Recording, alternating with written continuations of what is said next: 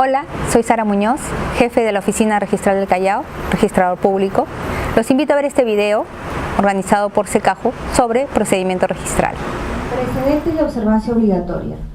De acuerdo al artículo 28 de la Resolución Suprema 135, que aprueba el Estatuto de la Superintendencia Nacional de los Registros Públicos, el tribunal es el órgano de segunda instancia. Como vimos la clase anterior, ¿no? El procedimiento registral tiene dos instancias. La primera instancia, constituida por los registradores, y la segunda instancia, constituida por el pronunciamiento de los vocales, ¿no?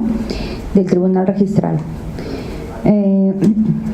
Es la segunda instancia administrativa registral con competencia nacional, conformada por salas descentralizadas e itinerantes, de conformidad con lo previsto en el literal C del artículo 64 del Reglamento de Organización y Funciones de la SUNAR. Es función del tribunal registral aprobar los precedentes de observancia obligatoria en los plenos registrales, o sea, se reúnen los vocales y toman acuerdos que se constituyen en precedentes, ¿no? En los plenos. Los precedentes antes serán obligatorios en el ámbito nacional a partir del día siguiente de la publicación. O sea, una vez que una resolución registral se convierte en precedente, es de aplicación obligatoria, ¿no? ¿Qué es un precedente? Como su nombre lo dice, es algo que antecede, ¿no?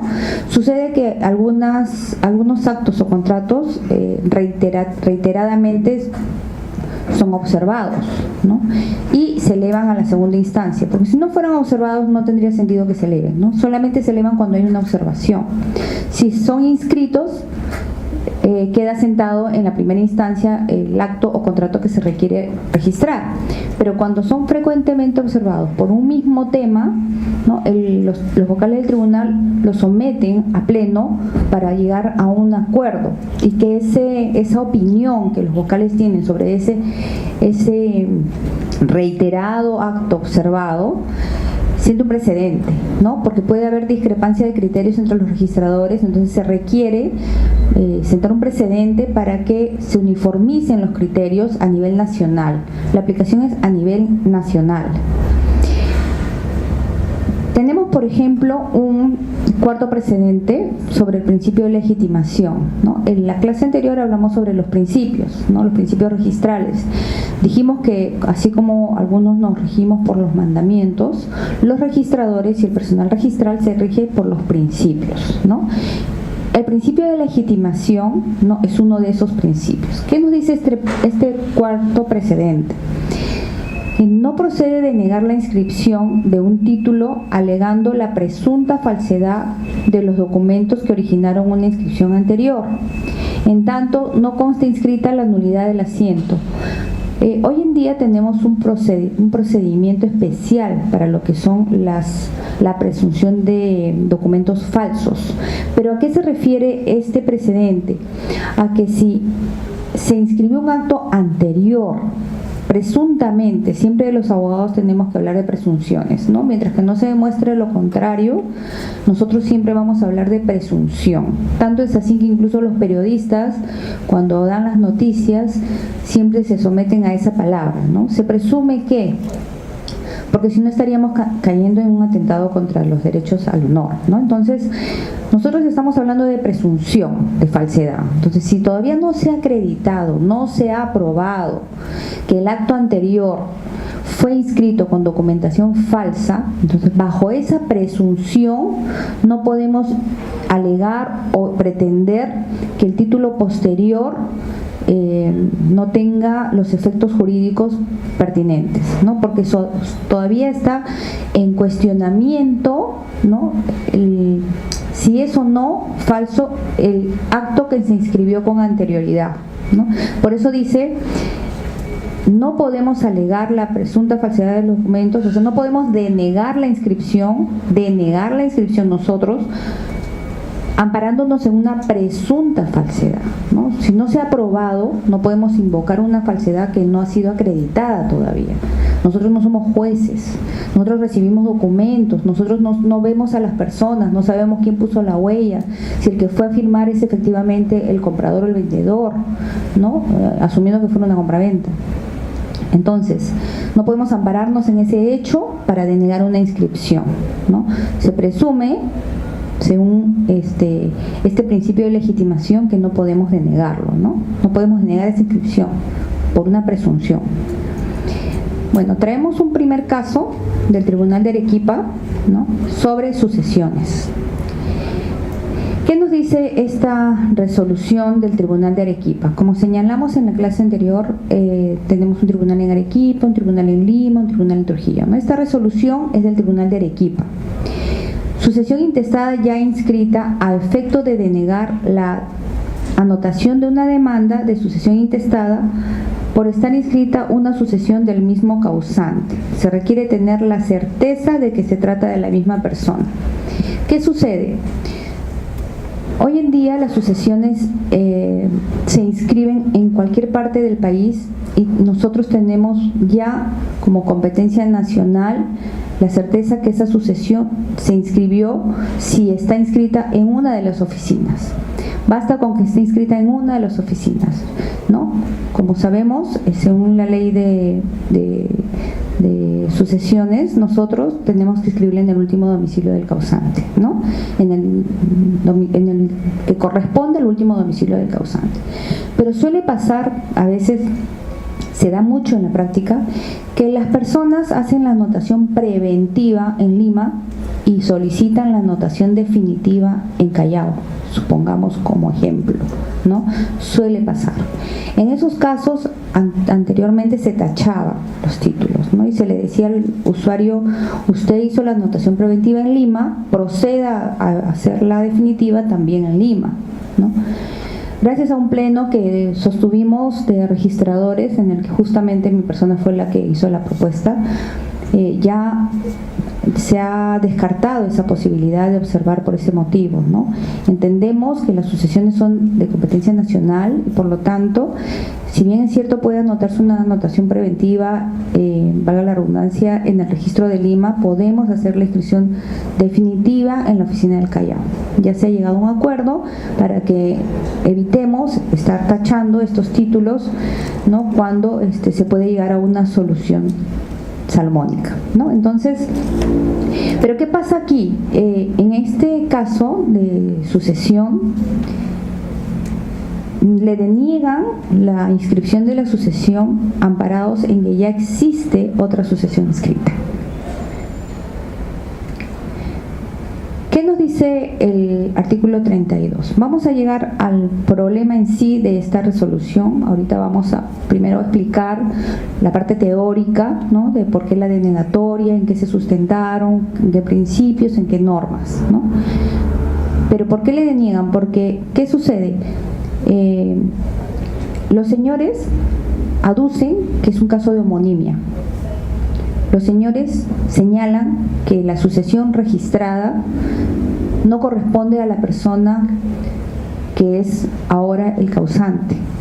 Los señores dicen que, si bien es cierto existe una sucesión registrada, no es la misma de la persona que es el de Cujus, ¿no?, que es el que ha fallecido.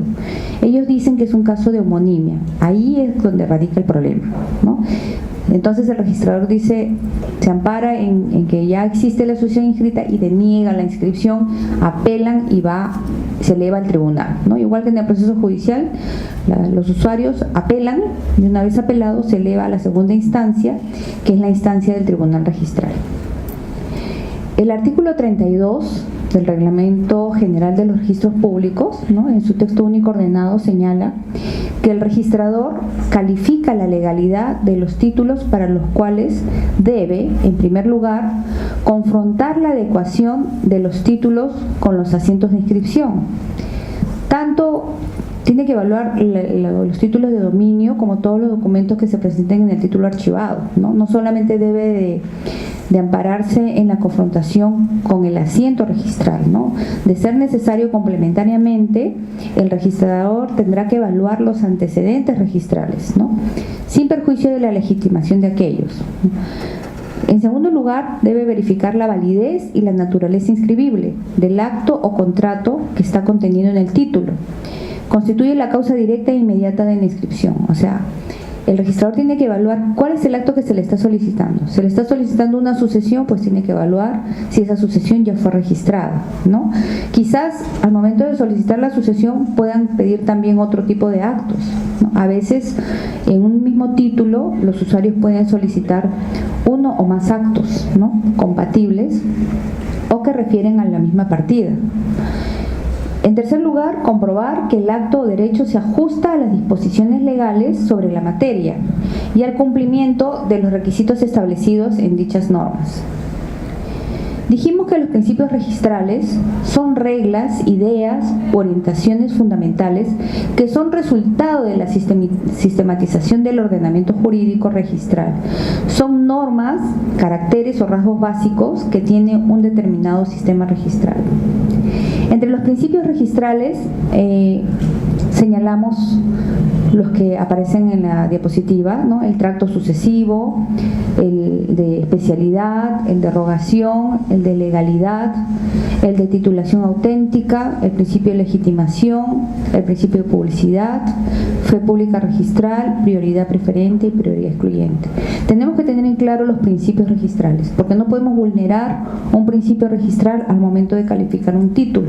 De la misma forma que nosotros no podemos vulnerarlos, los usuarios no pueden solicitar o invocar una rogatoria vulnerando alguno de estos principios, ¿no? No pueden vulnerar ninguno de estos principios si solicitan alguna inscripción registral. Entonces, tenemos clases de principios. Si los podemos agrupar, sería en dos clases de principios. Los que se refieren a los requisitos de la inscripción propiamente, ¿no?, como son el trato sucesivo, salud, el folio real, la especialidad, la rogación, la legalidad y la titulación auténtica. Y los que se refieren a los efectos de la inscripción, ¿no? Después que se inscribe el título, causa efectos. ¿Cuáles son los efectos? Legitima un derecho, ¿no? Está amparando un derecho invocado. La publicidad, la fe pública registral, la prioridad preferente y la prioridad excluyente, ¿no? Una vez que nosotros inscribimos, adquirimos una prioridad, ¿no? Lo que venga después no va a tener la misma preferencia que lo que nosotros hayamos registrado. Imaginemos que son varios los copropietarios, ¿no? Entonces, en ese caso haremos una compraventa de acciones y derechos y en el mismo título de dominio se puede distribuir el porcentaje de acciones que le corresponde a cada uno. Pero a veces no sucede eso. A veces podemos estar hablando de una parcela, imaginando un área, podemos decir de 2 hectáreas, ¿no?, en la que el titular de la parcela decide vender de a pocos la parcela, ¿no? Entonces puede suceder que yo le vendo a la señorita el 0.80%, al señor 1.40%, al señor 3.5%, a la señora 4.10%, y así van afectando el inmueble por porcentajes, por cantidad de cuotas ideales, ¿no? Muchas veces nos consultan y dicen: yo quiero vender la propiedad, pero mis 2 hermanos no quieren venderla, ¿no? Esa fue una de las consultas de la semana pasada, porque es muy reiterativa, ¿no? Pero mis hermanos no quieren venderla, ¿qué hago? Me urge venderla, necesito dinero. Entonces optan por este tipo de soluciones, ¿no? Bueno, no puedes vender tu parte porque no puedes fraccionar una casa, no puedes decir: te vendo el baño y la cocina, o te vendo el patio de entrada y el dormitorio, te vendo el comedor más la sala de estudio, no sé.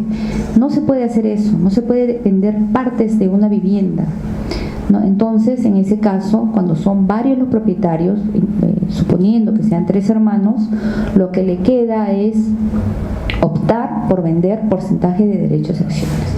Entonces, somos 4 hermanos, para hacer fácil los números, le toca a cada uno 25%, ¿no es cierto? 25% sobre la propiedad que le perteneció a nuestros padres. Entonces 25% a cada uno. Imaginando que uno se fue al extranjero, quedan 3, de los 3 uno se casó y se mudó a la casa, de los otros 2 que restan, 2 ya tienen su propia vivienda, entonces no les interesa, uno vive en Chimbote y el otro vive en Lima. Entonces no les interesa vivir ahí, no les interesa mudarse, pero sí deciden vender la casa, ¿no? Entonces pueden optar por vender su 25% a ese hermano de repente que está viviendo, ¿no?, en la casa y decirle te vendo mi parte, ¿no? O en su defecto venderlo a un tercero, ¿no? Pueden optar por transferir su porcentaje de cuotas ideales o de acciones y derechos sobre un predio, ¿no? Pero para eso tenemos las inscripciones previas, tienen que estar registrados. ¿Por qué? Por estos principios. El principio de publicidad, nosotros tenemos que hacer oponible a terceros ese derecho, dar a conocer que somos propietarios, ¿no? Porque la única forma que los terceros tengan conocimiento que nosotros somos propietarios de algo es registrándolo, ¿no? Por eso hablamos de los principios registrales. Y también hemos señalado el principio de tracto sucesivo, ¿no? Como hemos dicho, el heredero o el coheredero no podría transferir su derecho si previamente él no ha inscrito esa sucesión, sea testamentaria o intestada, ¿no? Previamente él debe haber registrado que él adquirió, cómo adquirió, si adquirió por testamento, si adquirió por sucesión, para poder luego él como sucesor y titular del dominio hacer a su vez una tercera transferencia, ¿no? Si no hace esa secuencia de transmisiones de dominio o de transferencia de dominio, no podríamos estar hablando de tracto sucesivo, no podrían transferir de los padres a favor del tercero que quiere comprar.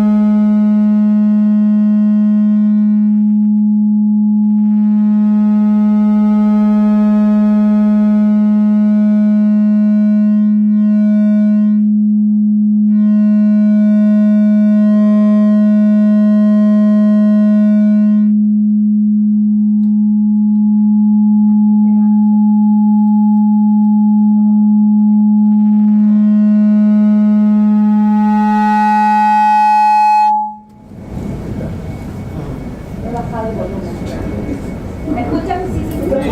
Sí. Bueno, como les venía diciendo, siempre tenemos que respetar el tráfico, ¿no?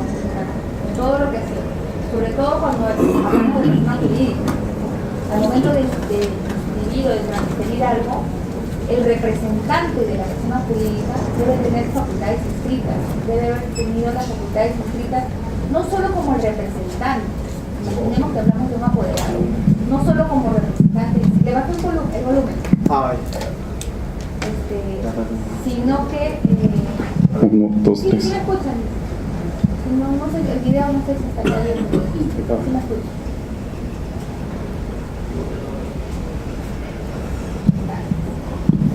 ¿Le subo de nuevo volumen? No, ya, ok. Gracias. Bueno, no solo tendríamos que acreditar para poder actuar como representante que está nombrado como tal, ¿no? Imaginamos que es un apoderado, un gerente, qué sé yo, sino que tiene las facultades para eso. Puede ser nombrado como un representante y no tener las facultades. Esto se evalúa mucho, sobre todo en los bancos, ¿no? Los bancos te dan facultades, dicen poder tipo A, B, C, D, ¿no? Entonces hay que leer cuáles son las facultades que tiene ese representante en qué rubro se ubica y si puede representar a la persona jurídica por sí solo o de manera conjunta. Generalmente, por ejemplo, los bancos, en los poderes, en la modificación de estatuto, el otorgamiento de facultades que dan, le dan un determinado tipo de poder y una determinada forma de ejercer el poder. Como le digo, puede ser de manera conjunta, ¿no?, con algún otro apoderado de determinado tipo, ¿no?, de poder, ¿no? Ponen el apoderado de tipo B con el apoderado de tipo C, ¿no? Entonces ese tipo de detalles son los que tienen que evaluar al momento de firmar con alguna persona jurídica, ¿no? Muchos del auditorio son estudiantes de Derecho, otros ya son abogados, otros son de otras carreras, pero como creo y siempre lo digo, el ámbito registral aplica a todos los seres humanos, no importando si son personas sujetas de derecho o no. No me refiero a que no importa si son estudiantes de derecho o no, todos tenemos en algún momento que hacer algún trámite ante los registros públicos. Podemos comprar un departamento, un vehículo o no sé, otorgar unas facultades, ¿no?, para hacer alguna celebración de actos. Entonces tenemos que conocer este tipo de cosas, ¿no? Puede decirle, sí, yo represento a fulanito SAC, ¿no?, fulanito SAC. Sí, pero ¿cómo lo representas, ¿no? ¿Qué tipo de poderes tienes? ¿Tus poderes son para vender o no son para vender? ¿No? ¿Son facultades generales o qué tipo de facultades te han dado? ¿No? De repente solo para administrar, no para disponer, ¿no?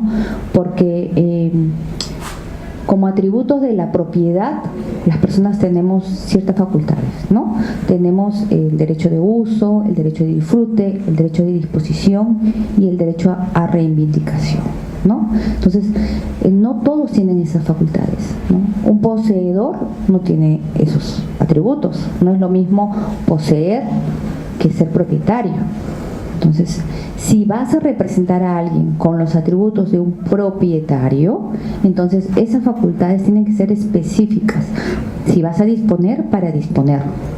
No pueden ser facultades generales, ¿no? Muchas personas se confunden, ven un poder y dicen, sí tengo poder, mira, el poder es para ir y manejar las cuentas del banco de repente, no para vender una casa. Entonces, ahí que vienen los fraudes. Tenemos que leer bien, asesorarnos, y para eso tenemos las partidas registrales, ¿no? Así como les he explicado en la clase anterior, una propiedad se identifica con una partida registral. Una persona jurídica también, ¿no? Porque la existencia de la persona jurídica nace con su inscripción. Entonces, las personas jurídicas también tienen una partida registral que las representa. Es tan fácil como hacer la búsqueda en el registro del nombre de la persona jurídica, les dan la partida registral y con eso solicitan una copia, puede ser simple o puede ser una copia literal, dependiendo para qué lo necesitan. Otro principio importante, bueno, todos son importantes, pero el que afecta a este tipo de precedente que estamos manejando es el de prioridad excluyente, ¿no? ¿Qué nos dice el artículo 2017 del Código Civil? Que no puede inscribirse un título incompatible con otro ya inscrito, aunque sea de fecha anterior, ¿no? Quizás el documento es de fecha anterior, pero ingresa después al registro. Como señalamos en la fecha anterior, hemos dado un ejemplo, ¿no? Podemos vender una misma propiedad a varias personas, ¿no? ¿Cuál es el que tiene la prioridad? El que ingresa primero al registro, no el más antiguo, el que ingresa primero al registro. Entonces, quizás yo tengo una transferencia, ¿no?, inscrita a mi favor, ¿no?, y viene alguien y dice, no, pero a mí me lo vendió antes, a mí me lo vendió hace 3 años, la misma persona. Ya no se puede registrar, así sea de fecha anterior, ya es incompatible, ya está mi nombre, ya no está el nombre del que le vendió.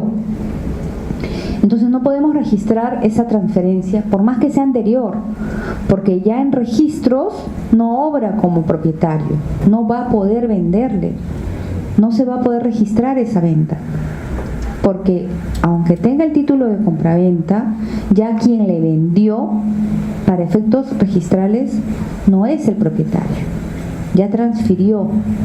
Entonces deja de ser la persona que ostente el dominio registral. Por eso este principio es importante, porque no puede inscribirse un título incompatible con otro que ya fue inscrito con anterioridad, ¿no? Con otro ya inscrito, aunque sea de fecha anterior, así sea de fecha anterior, ¿no? Tengo una hipoteca, quiero registrar la hipoteca, pero la hipoteca ya no está en nombre de, perdón, la propiedad ya no está en nombre del deudor. Antes que se inscriba la hipoteca, le inscribió una venta. ¿Qué va a pasar? ¿Se podrá inscribir esa hipoteca? Ya no se puede, ¿no? Porque ya el deudor inscribió una compraventa antes. Ya dejó de ser el titular del dominio, lo transfirió. Entonces esa hipoteca no podría registrarse, porque no es el propietario del bien, ¿no? Prioridad excluyente. El título presentado, que es incompatible con aquel que está inscrito, no tiene acogida en el registro sin importar la fecha en que fue otorgado. No solo se da la prioridad registral, sino que hay una prohibición de ingreso del título presentado. Un título presentado que es incompatible con otro título presentado anteriormente, en cuyo caso la prohibición es temporal, ¿no? Quizás estamos hablando de que el título podría ingresar, sí, pero va a ser tachado, ¿no? Va a ser tachado. Tenemos acá unos supuestos, ¿no? A modo de ejemplo, primero, A le vende a B. B inscribe su derecho. Se presenta un embargo en contra de A, el cual es incompatible con el título de B inscrito, porque ya B es el titular, ¿no? Por tanto, el embargo no tiene acogida en definitiva. B solo presenta su título, el cual aún no se inscribe. Entonces, el embargo no tendrá acogida provisionalmente. Se presenta primero un embargo contra A y luego la venta a favor de B. Este es otro caso, ¿no? O sea, cada uno es un supuesto. En el segundo supuesto, B solo presenta su título, no está inscrito todavía. Entonces el embargo ingresa después. ¿Qué va a pasar en el segundo supuesto? En el primer supuesto, como les expliqué, si ya transfirió, no, el primer supuesto es A vendió a B, inscribe su derecho, cae el embargo. ¿No es así? ¿Se entiende? En el primer supuesto cae el embargo porque ya el titular del dominio ya no es propietario. En el primer supuesto es el del ejemplo anterior que les he dado, ¿no? Imaginando que yo compro la propiedad y luego quieren inscribir el embargo a favor de quien me vendió, ya no se podría inscribir, ¿no? Un embargo, porque ya no es el propietario, ni la hipoteca, porque ya no es el propietario, ahora soy yo. Entonces no puedo inscribir un embargo sobre mi propiedad cuando ya el que era el deudor o el afectado con la medida ya no está como propietario. Pero en el caso B, en el segundo caso, perdón, es distinto, ¿no? Imaginemos que ingresa mi compraventa, ingresa registros, pero no se ha inscrito todavía. ¿Qué va a pasar? Ingresa luego el embargo. ¿Se va a desestimar? No, porque todavía no fue inscrita mi transferencia. Va a ingresar y va a estar ahí como en espera, ¿no? En espera de ver qué sucede. Si mi transferencia se cae por algún motivo, se cae, quiero decir que lo observan, subsanan mal, llega la tacha, ¿no? Explicamos la clase anterior lo que es la tacha, la observación. Se tacha mi transferencia, el embargo va a entrar normal, ¿no? Se inscribiría normal, porque ya se desestima mi pretensión, yo no lo logré inscribir, entonces el siguiente acto que corresponde calificar es el embargo. Y cuando yo quiera ingresar mi transferencia, cuando lo vuelva a querer ingresar, ¿no? Luego de tachado el título, va a ser posterior a ese embargo. ¿Y qué voy a hacer? Comprar un bien que está embargado, que está con anotación de embargo. ¿Me entienden? Entonces, si yo no soy diligente y mi transferencia no se inscribe como comprador, puede que el embargo que ingresó después sí se inscriba.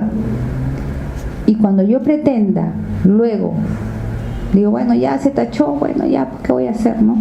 Subsanaré, corregiré y volveré a presentarlo. Cuando lo vuelva a presentar, esa propiedad ya no va a estar saneada, o sea, ya no va a estar sin anotaciones, ya va a tener un embargo inscrito. Y por más que yo ya me dé cuenta de eso, de repente ya pagué el precio de venta, ¿no? Al vendedor, el vendedor ya no existe, ya se fue de viaje, se desapareció, y yo estaría comprando una propiedad con anotación de embargo, ¿no? Con el riesgo de perderla, ¿no? Porque la inscripción de la medida de embargo le da esa preferencia, ¿no? Por el principio de prioridad.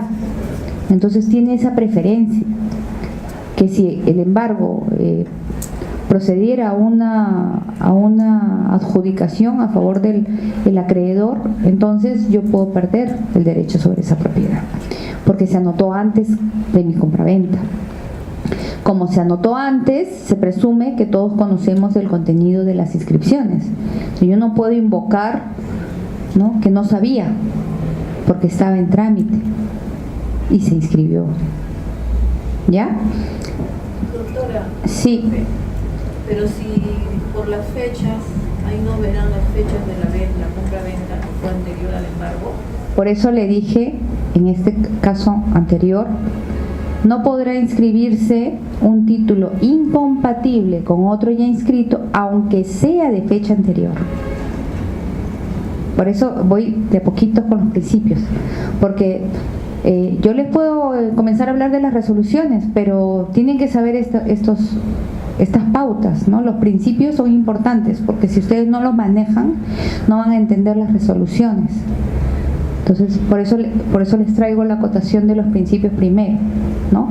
Aunque sea de fecha anterior, no procedería. Hay una excepción que se les voy a explicar en un ratito en otra resolución. Les voy a hablar de la excepción al tracto, ¿ya?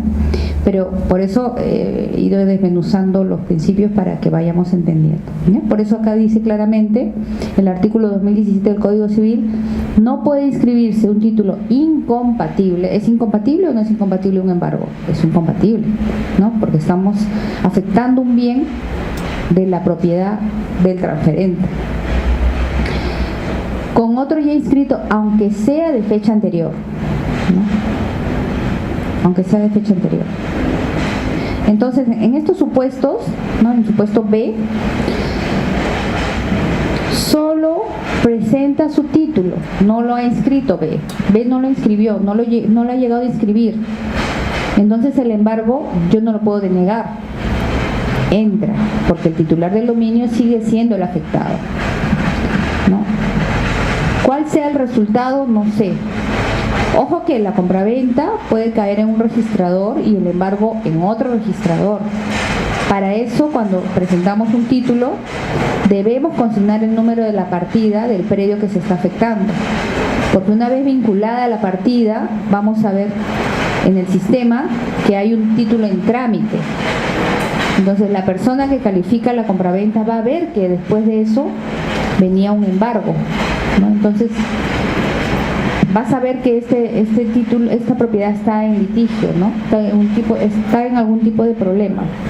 El tercer supuesto es diferente. El tercer supuesto es que A le vende a B, o sea, me venden a mí la propiedad, me venden. Se presenta primero el embargo contra A y luego la venta a favor de B. O sea, acá directamente yo entré después, ¿no? Directamente en este supuesto mi transferencia ingresó después que el embargo. No son incompatibles. Inscrito el embargo, se puede inscribir la venta a favor de B. Yo puedo comprar una propiedad con embargos, con hipotecas. Eso no es aviso, o sea, no es impedimento para que yo inscriba la compraventa a favor mío, por si acaso. O sea, aún inscrito el embargo, yo puedo inscribir la transferencia, ¿no? Ya es riesgo del adquiriente si quiere comprar una propiedad con cargas y gravámenes. Porque suele pasar, por ejemplo, yo quiero comprar un vehículo y el vendedor me dice, yo tengo una papeleta, o yo advierto que tiene una papeleta el vehículo, ¿no? Entonces me dice, pero me comprometo a pagarla, o sea, yo en estos días la pago, ¿no? Yo soluciono, igual sigamos con la compraventa. ya será acuerdo de las partes, bueno, entonces te pago la parte restante cuando tú termines de pagar la papeleta, ¿no? Cuando tú me reconozcas que has cancelado la papeleta. Mientras tanto yo te retengo esto hasta que tú me des la cancelación de la papeleta, ¿no? Ya es un trato. Y lo mismo puede pasar con las hipotecas. A veces las personas transfieren la propiedad y acuerdan, ¿no?, que con el mismo pago del precio de venta cancelan la deuda de la hipoteca, levantan la hipoteca. Eso ya se hacen compromisos, ¿no?, entre las personas. Sí, digan. Ahora, en ese caso de que primero ingresa el embargo, posterior la compraventa, es en el caso de que el registrador que está a cargo de la compraventa, que es posterior, no se da cuenta de que hay un título pendiente e inscribe la compraventa. Si ya está inscrita la compraventa, igual debiera de inscribirse el embargo que entró primero. Ah, sí, puede pasar, como dice, por eso le decía que a veces las personas que trabajamos en registro nos damos cuenta de esos detalles, ¿no? Nosotros cuando ingresamos un acto contrato, como de manera diligente, debemos de consignar la partida, ¿no? Y el digitador, a su vez, al recibir el título, debe vincular esa partida con el acto que está ingresando. Puede pasar que el digitador no le ingresó la partida, ¿no? Recibió el título, lo asignó a una sección y no ingresó la partida, a lo que llamamos nosotros bloquear. Bloqueamos la partida, quiere decir que anotamos esa partida en el sistema, ni bien ingresa el título, para que al momento que el registrador hace seguimiento y califica un título, ve que hay un título en trámite. Puede pasar que el digitador no lo ingresa. Ha pasado que no ingresa el número de la partida que le corresponde a la propiedad. Como dice el compañero de la charla, no quiero sonar aprista, por eso digo compañero de la charla,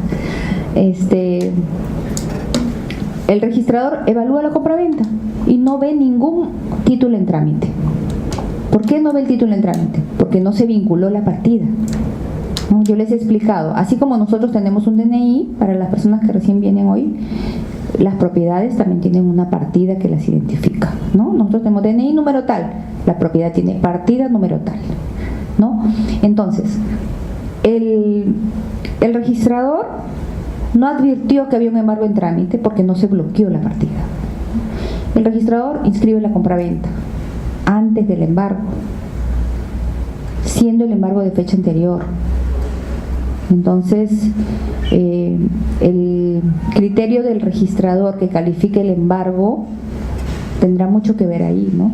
El registrador que califique el embargo dirá, pero mi título es anterior, ¿no? ¿Por qué inscribió si mi título era anterior? ¿No? Normalmente los registradores, siendo de fecha anterior, lo inscriben, optan por inscribirlo, por ser de fecha anterior, ¿no? Por el principio de prioridad, ¿no? Tenemos también el principio de especialidad, ¿no? ¿A qué llamamos principio de especialidad? Lo que les estaba explicando, ¿no? Por cada propiedad se genera una partida. En esa partida, desde que nace, sí. Consulta, en el tema donde ya, por ejemplo, los apoderados del banco tienen ejecutar la hipoteca sobre una casa que aún no culmina una construcción, como esos planes que se ven ahora, donde compra primero y luego construye, ¿qué efectos tendría más adelante con la hipoteca? Porque honestamente aún no se culmina el departamento, pero ya están pidiendo la ejecución de hipoteca y se culmina el pago primero, se culmina el pago y la construcción de ella y luego ingresa la hipoteca, o automáticamente ya se encargó de todo el terreno. Normalmente un banco no desembolsa dinero si no tiene la certeza que la propiedad existe. ¿Cuándo decimos que la propiedad existe? Cuando ya está registrada, ¿no? Registralmente hablando, no podríamos anotar una hipoteca si la partida no existe. Justo calza con lo que estoy explicando. La propiedad se inmatricula. ¿A qué llamamos inmatricular? A inscribir por primera vez un inmueble. ¿no? Un inmueble se inscribe por primera vez, a eso le llamamos inmatricular. Es como un bebé recién nacido. Cuando un bebé recién nace, ¿qué viene después? El bautizo, la primera comunión, la confirmación, el matrimonio, y todo eso son partidas, ¿no? Partida de bautizo, partida de nacimiento, partida de bautizo, partida de matrimonio, ¿no? Lo mismo en la propiedad. La propiedad nace, se inmatricula, ¿y qué viene después? Todo lo que le afecte a la propiedad. Todo va a estar en esa partida. Anteriormente, nosotros manejábamos manejamos en lo que fue la ORLC o Oficina Registral de Lima y Callao los tomos, ¿no es así? Los tomos eran esos libros anchos, gruesos, ¿no? Donde los registradores escribían a mano los asientos registrales. Existían los tomos. Luego se fueron modernizando, ¿no? Y pasamos a las fichas. Las fichas son unos cartoncitos amarillos donde los registradores escribían también, ¿no? El contenido de los asientos, las fichas. Luego, ¿qué vino? Las fichas, pero mecanografiadas, ¿no? Primero fueron a mano, luego fueron mecanografiadas y luego vinieron las partidas registrales, las partidas electrónicas, ¿no? Luego nos modernizamos y pasamos a las partidas electrónicas. Ustedes van a ver, cuando la propiedad es muy antigua, que nace un tomo 800, foja 210, qué sé yo, cuando son muy antiguas. Luego esto se traslada a las fichas. Por eso van a ver algunas fichas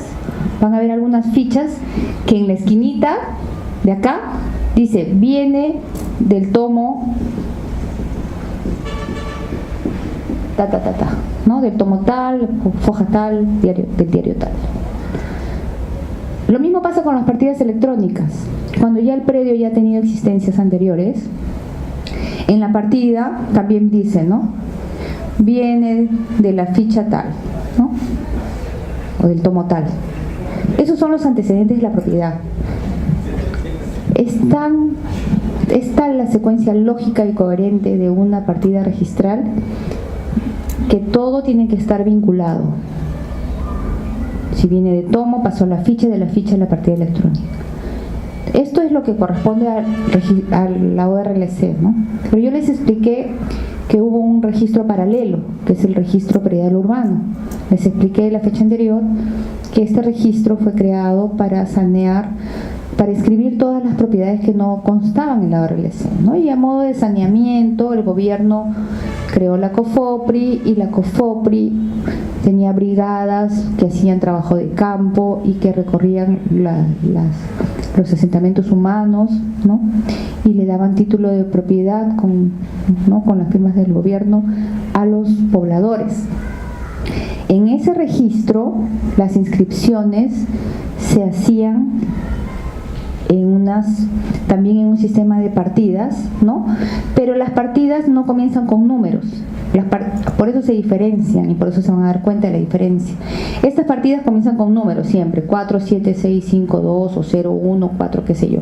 Las partidas del registro predial urbano siempre comienzan con la P. P, 0, 1, 2, 3, 4, 5, 6, ¿no? ¿Cómo las diferenciamos? Por el primer número. Cuando son de la zona norte comienzan con 1, cuando son de la zona sur comienzan con 3, cuando son de la zona este comienzan con 2, ¿no? O sea, siempre se diferencian así. Pero estas son las de lo que fue el registro predial urbano. Y se sigue manejando así hasta hoy, ¿no? Cuando algún usuario busca una propiedad y va con la duda, porque llevan la partida registral que comienza con la P, entonces dicen, no entiendo, ¿cuál es el número? Y yo le digo, es esta, pero tiene una P delante. Sí, pero es esa, ¿no? Es que no me voy a poner a darles la clase, ¿no? Entonces solamente le digo, sí, esa es la partida de la propiedad, ¿no, señor? Le explico.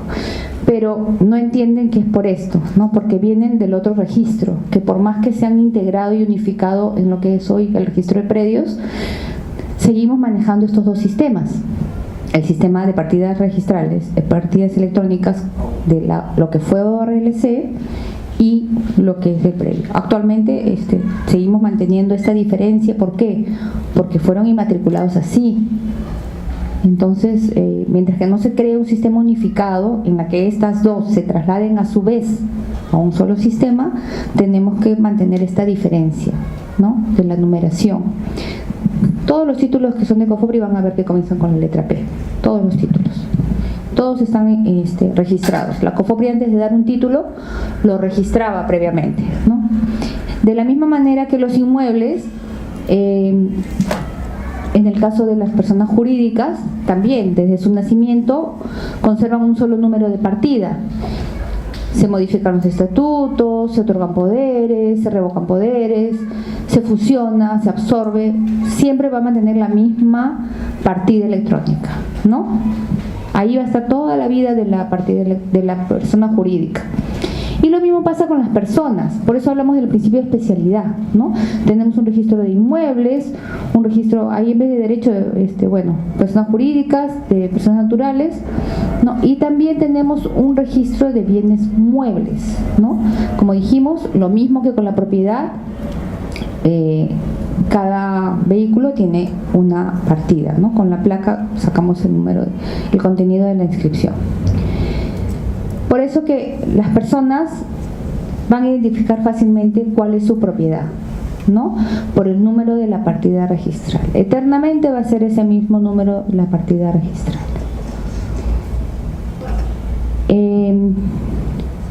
En el caso que estábamos tratando de la sucesión, como les decía, es un caso de homonimia, ¿no? En este caso el recurrente apela señalando que se trata de una homonimia.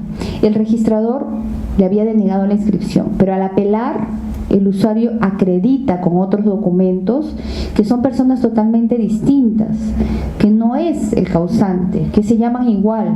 Imagínense si esto sucede con derechos penales, ¿no? Muchas personas a veces, no muchas, pero algunas personas a veces cuando van a viajar se dan con la sorpresa que tienen requisitoria y los detienen, y obviamente van a la carceleta, ¿no?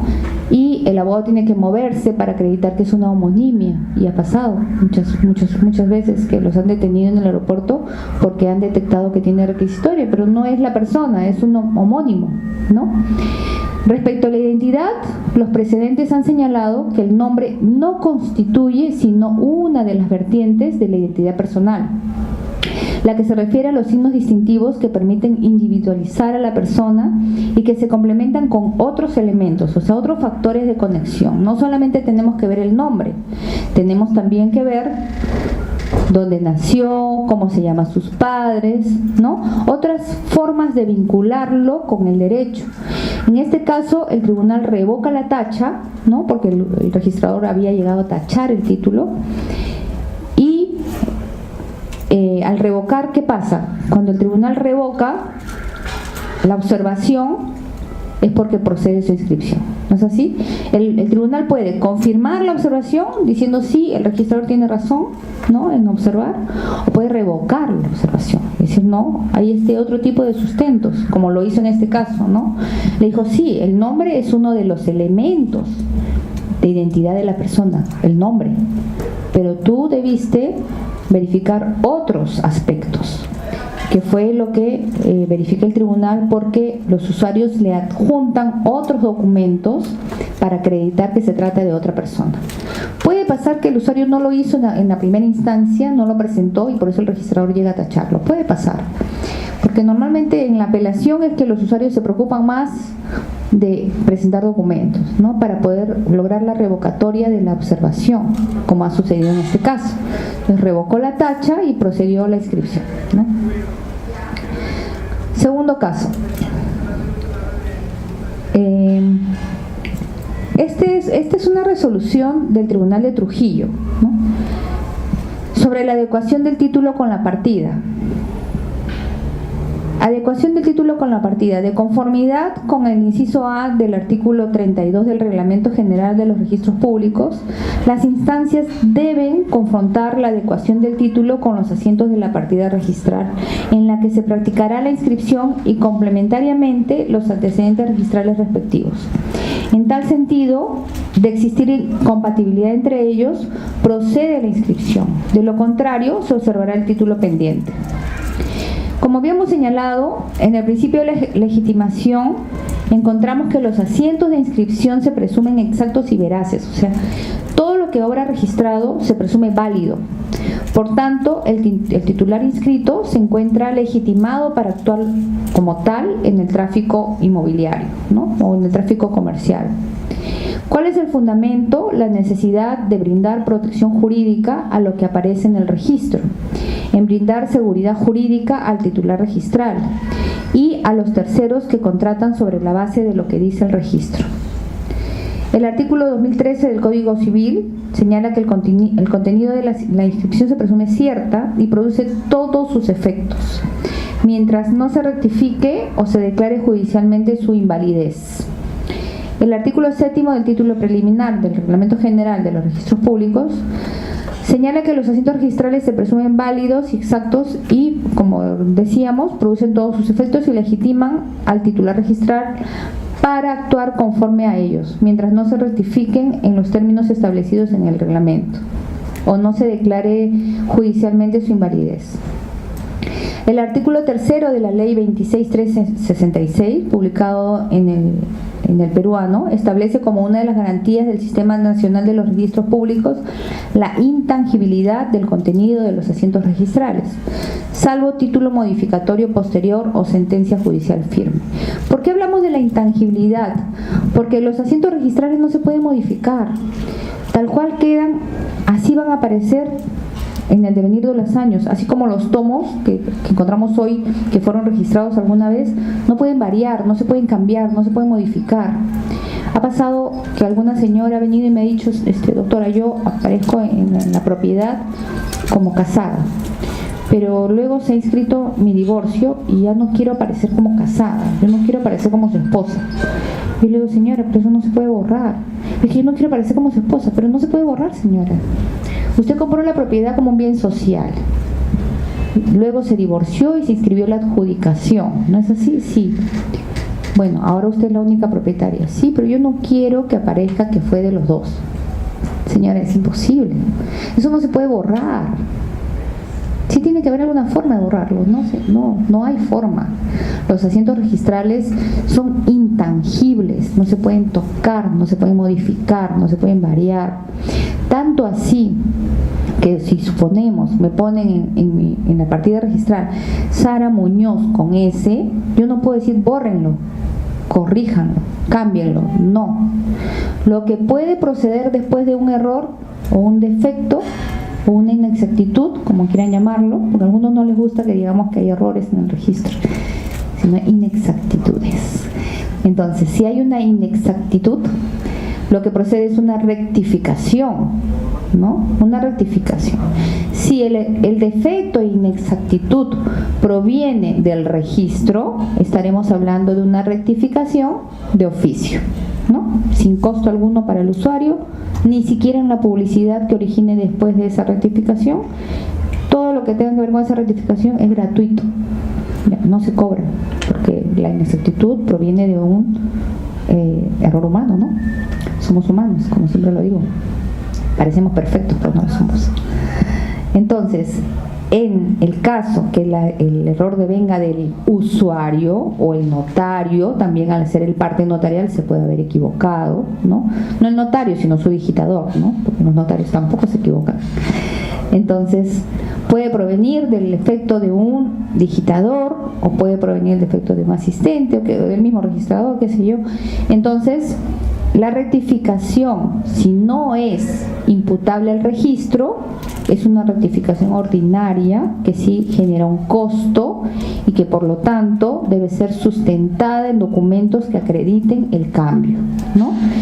Esa rectificación sí genera costo, esa rectificación sí tiene un plazo, Y esa rectificación, si se publicita, también va a tener un costo, no se exonera. Solo se exonera en el caso que sea una inexactitud proveniente del registro.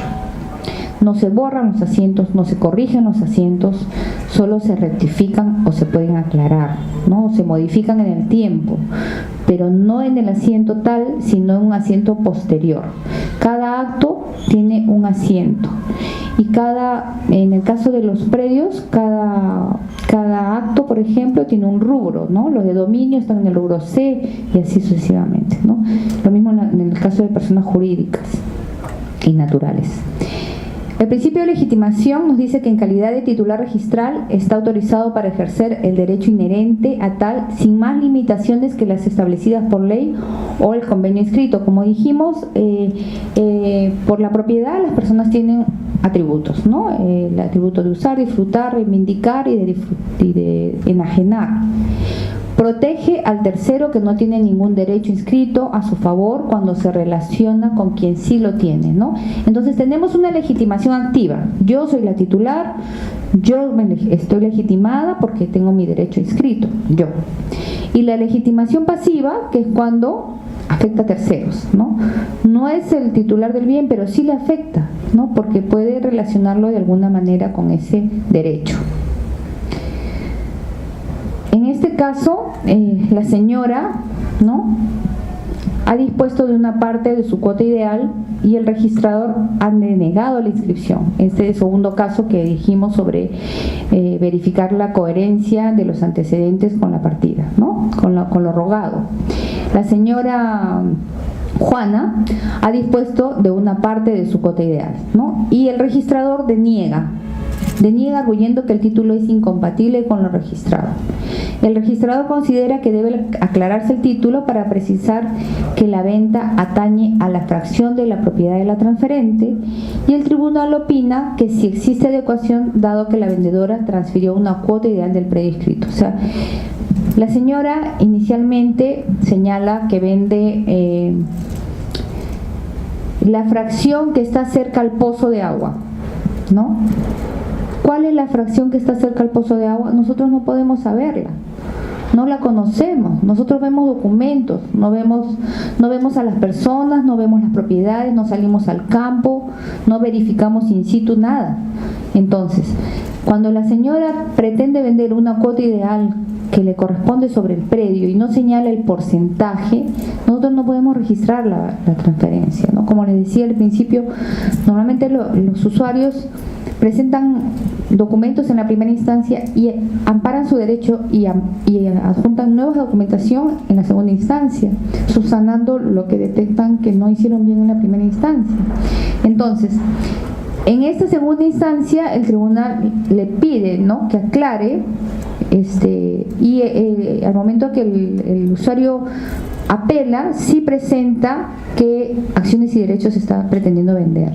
Entonces el tribunal determina que sí está adecuado a los antecedentes cuando ya el usuario ha podido especificar cuál es la cantidad de acciones y derechos que está transfiriendo. Si son copropietarios, como les dije hace un momento, deben de acreditar qué porcentaje de acciones y derechos están vendiendo sobre la totalidad del bien, no sobre su propio porcentaje, sino respecto a la totalidad del bien. Y ese porcentaje debe estar sentado en el contrato de adquisición de la propiedad. En el tercer caso también es sobre transferencia de cuotas ideales, ¿no?, de conformidad con el artículo 96 del reglamento de inscripciones del registro de predios. En el título de transferencia expresamente debe constar la alícuota con respecto a la totalidad del bien. Es lo que les venía diciendo, tienen que poner la alícuota o porcentaje de acciones y derechos respecto a la totalidad del bien, no a lo que le compete a la persona. Muchas veces se equivocan y en el caso supuesto de una parcela, ¿no?, que sea de 4 propietarios, ¿cuánto le corresponde a cada uno? 25%, ¿no? 25%, para hacer fácil los números. Entonces, yo tengo el 25% y decido vender la mitad. Entonces yo digo, vendo el 12.5% sobre mi 25%. Vendo el 50%, digo yo. Vengo el 50% de mis acciones y derechos. el registrador le va a observar, porque le va a decir, usted no está vendiendo el 50%, usted está vendiendo el 12.5% sobre la totalidad del bien, ¿no? A eso se refiere el artículo 96. No es sobre lo que le corresponde a cada uno. O sea, si yo soy dueña del 25%, porque somos 4 propietarios, y a cada uno le corresponde 25%, ¿no es así?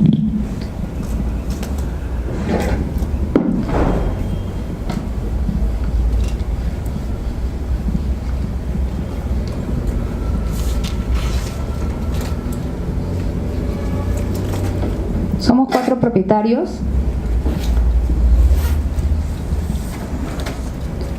y a cada uno le corresponde un 25%. Porque la propiedad en total es el 100%, ¿no es así? Entonces, yo decido vender la mitad de lo que me corresponde a mí y le digo al registrador, quiero vender el 50% de mi porcentaje de acciones y derechos. Esa no es la manera. El artículo 96 dice, debe señalar el porcentaje respecto a la totalidad del bien, a la totalidad. Si yo pongo, vendo el 50%, ¿está bien dicho? No. Yo debo señalar el porcentaje que transfiero, pero respecto a la totalidad del bien. Si vendo la mitad de mi porcentaje, estoy vendiendo el 12.5% respecto a la totalidad del bien. Así es como se tiene que hacer la escritura pública. Está vendiendo el 12.5% de acciones y derechos respecto a la totalidad del bien. ¿Ya? Entre paréntesis diré la mitad de las acciones y derechos que me corresponden quizás, pero lo que yo estoy vendiendo es el 12.5%. Y eso es lo que se debe consignar, porque el reglamento lo establece. El artículo 96 señala, de conformidad con el artículo 96 señala, en el título de transferencia expresamente debe constar la alícuota con respecto a la totalidad del predio, que es objeto de enajenación. Este precedente ha sido aprobado en el Pleno, ¿no? Procede la inscripción de transferencia de cuotas ideales aun cuando entre la fecha de la transferencia y la fecha de la presentación del título al registro, el área del predio haya disminuido debido a independizaciones. ¿A qué se refiere? Puede suceder que yo digo, vendo el 12.5%, y en otra compraventa puse vendo el 5%, y en otra compraventa puse vendo el 7%. No afecta, aunque haya disminuido, no afecta. Cuando se transfiere la integridad de la alícuota no se requiere consignar el porcentaje transferido. Si yo no transfiriera la mitad, si no transfiero todo, en el asiento anterior dice que cada uno adquiere de manera equitativa el bien que se está heredando, ¿no?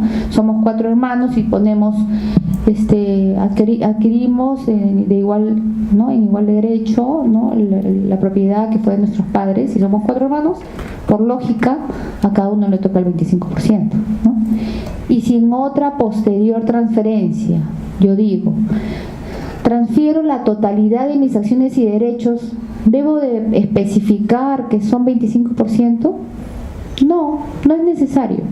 Ni el registrador me puede observar por eso, porque se entiende que si somos 4 hermanos, estoy recibiendo el 25%. Se entiende que si digo la totalidad de mis acciones y derechos, estoy transfiriendo el 25%. Entonces, no tendría sentido que el registrador me observe diciendo o amparándose en el artículo 96, no sírvase porque es todo un costo, ¿no? Sírvase hacer una escritura aclaratoria señalando cuál es el porcentaje que se transfiere. Imagínense, ¿no? ¿Cuánto cuesta hacer una escritura pública? ¿No? Entonces, aclarar un hecho así es oneroso.